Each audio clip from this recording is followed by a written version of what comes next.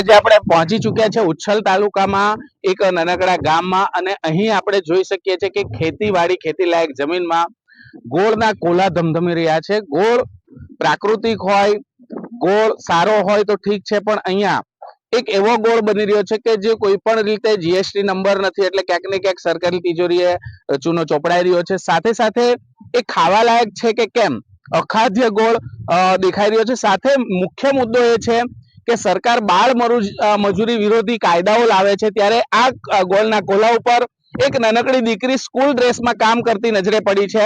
School ડ્રેસમાં એક નાનકડી દીકરી કામ કરે છે, ત્યારે જોઈએ કે એ નાના નાના બાળ મજૂરો રાખીને આ રીતે આ લોકો કઈ રીતે કામ કરે છે આપણે જોઈએ। અને નાના નાના બાળ મજૂરો સાથે અહીંયા જે ગોળ બની રહ્યો છે એની ગુણવત્તા શું છે, કોઈ પણ જીએસટી નંબર અહીંયા આપવામાં નથી આવ્યો। આ ગોળની જે ક્વોલિટી છે એ ખાદ્ય છે કે અખાદ્ય છે, શું તાપી જિલ્લા ફૂડ એન્ડ ડ્રગ્સ વિભાગની આને જાણ છે કે કેમ, એ પણ ખૂબ મોટો વિષય છે। અને આ ગોળ ખાવા લાયક છે કે કેમ, કારણ કે આની પર આપ જોઈ શકો છો ધૂળના થર જામ્યા છે। કોઈ પણ પ્રકારના આઈએસઆઈ માર્કા કે જે ફૂડ સેફ્ટીના જે પણ સ્ટીકરો લગાવવાના હોય છે એ લગાવવામાં નથી આવ્યા, અને એ ધારાધોરણ મુજબ આ ગોળ બની રહ્યો છે કે કેમ એ મુખ્ય મુદ્દો છે। ને સાથે વાત નીકળી છે બાળ મજૂરીની, ત્યારે આવા કેટલા એવા મજૂરો છે કે જે બાળ મજૂરી કરાવે છે આવા કોલા ઉપર, એ પણ મુખ્ય મુદ્દો છે। સાથે સાથે આ જે મજૂરો છે એની નોંધણી ઉચ્છલ પોલીસ સ્ટેશને થઈ છે કે કેમ, એ પણ ખૂબ મોટો પ્રશ્ન છે। શું આ મજૂરોની વીમાની જે ડોક્યુમેન્ટ છે એને ઇન્સ્યોરન્સ કરાવવામાં આવ્યા છે કે કેમ, ખૂબ ધારાધોરણો નક્કી કરવામાં આવે છે। ત્યારે બીજી વસ્તુ છે અહીંયા પોલ્યુશન, પ્રદૂષણ, જે આસપાસમાં રહેણાંક વિસ્તાર છે, બાજુમાં જ કોલેજ આવેલી છે અને કોલેજમાં બાળકો ભણતા હોય છે, અને ઉચ્છલ કોલેજની બાજુમાં આ કોલા ધમધમી રહ્યા છે। કોની રાહ રહેમ નજર આ કોલા ચાલી રહ્યા છે એ પણ મોટો તપાસનો વિષય છે। આવો સંચાલકો જોડે વાત કરીએ કે આ બાળ મજૂરી કઈ રીતે લોકો બાળકો પાસે કરાવી રહ્યા છે। બાળકો પાસે આ રીતે તમે મજૂરી કરાવો છો? આ બાળકો નથી, આ લોકોના ઘરના જ છે।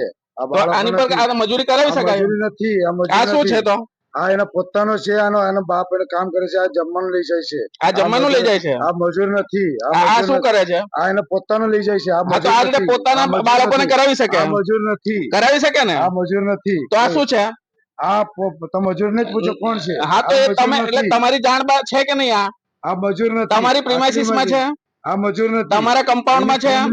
તમારા કમ્પાઉન્ડમાં છે? એની ફેમિલી વાળા આખા જ આવેલા સાહેબ। તો આ રીતે કરાવી શકાય? ચલો, તો આજે સંચાલક એવું કહેવા માંગે છે કે એમના મા બાપ કામ કરાવે છે, પણ ક્યાંક ને ક્યાંક બાળક કામ કરી રહ્યું છે એ તો માનશો કે નહીં? બાળક કોઈ કામ નથી કરતા। તો આ વિડીયોની અંદર આપણે બતાવવામાં આવશે કે કેવી રીતે આ ગોળના કોલા પર સ્કૂલ ડ્રેસમાં ભણતી એક દીકરી, એક તરફ બેટી બચાવોની વાત ચાલે છે, એક તરફ બેટી પઢાઓની વાત ચાલે છે, ત્યારે પરપ્રાંતીય, જે અહીંના લોકલ નથી પણ પરપ્રાંતીય ગોળના સંચાલકો નાની નાની દીકરીઓ પાસે કામ કરાવે છે।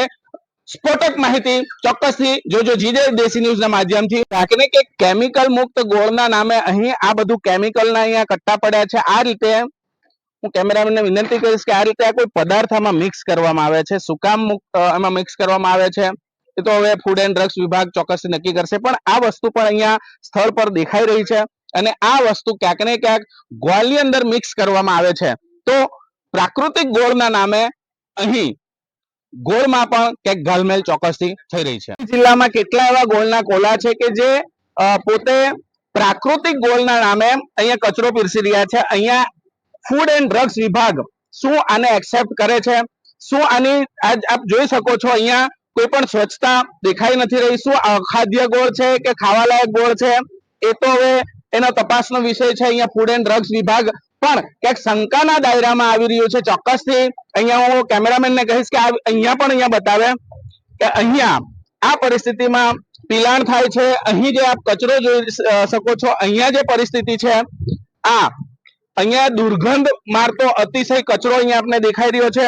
અહીંયા જે પરિસ્થિતિ છે અહીંયા આપ જોઈ શકો છો, અને આ ગોળ ક્યાંક ને ક્યાંક ખાવા લાયક ગોળના નામે વેચાણ થઈ રહ્યું છે, એ કેટલું યોગ્ય? લોકોના સ્વાસ્થ્ય સાથે પણ ચેડા ક્યાંક ને ક્યાંક ચોક્કસથી થઈ રહ્યા છે।